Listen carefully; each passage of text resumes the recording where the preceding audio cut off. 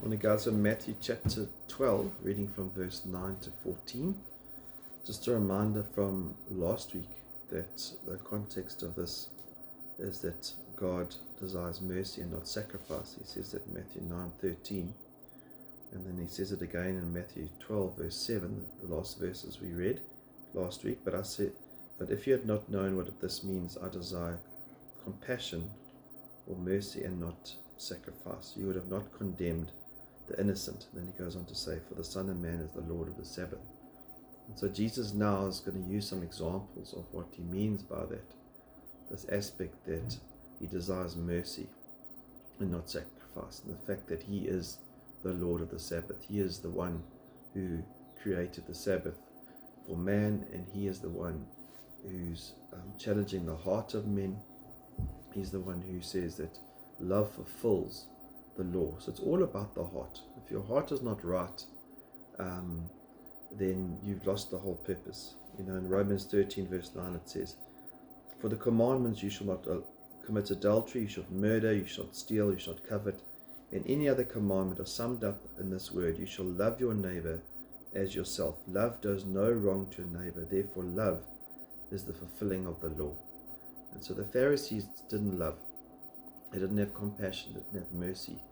And so when we learn to love, when God does a work in our hearts, we are not going to commit adultery and lie and steal and do all these things. But there's got to be grace and compassion. And so he uses this. So let's get to the text. Verse 9, departing from there, he went into their synagogue, and a man was there whose hand was withered. And they questioned Jesus, asking, is it lawful to heal on the Sabbath? And here's the Pharisees. They're going to trap him now, because one of their commandments, which is not Jesus' commandment, but one of their commandments is no work, and healing would be like considered a work. Therefore, no healing must happen on the Sabbath. And he is not to take hold of it or lift it out. Verse 12, how much more valuable then is a man, let me read verse 11. Let me go back to verse 10. And a man was there whose hand was withered, and they questioned Jesus, is it lawful to heal on the Sabbath, so that they may accuse him? Verse 11, and he said to them, what man is there among you who has a sheep, and if it falls into a pit on the Sabbath, he will not take hold of it and lift it out? So now he questions the Pharisees and says, amongst all you guys, if one of you, your animals, falls into a hole, are you just going to leave it there because it's a Sabbath day and you're not allowed to work? No, of course, you'll lift the thing out. And now he says, how much more valuable is man than the sheep?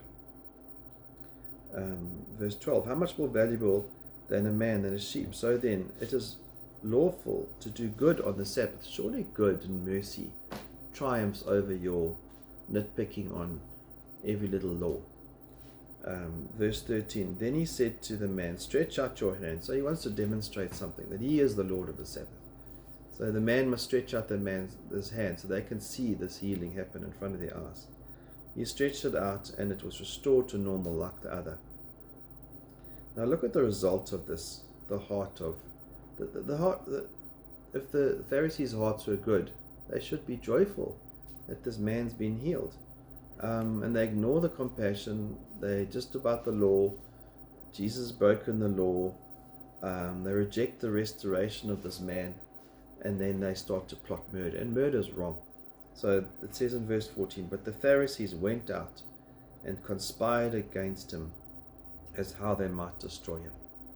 And that's unfortunately when people miss the heart of Christ, they actually start having a hatred towards the good that Jesus does and the good that others do.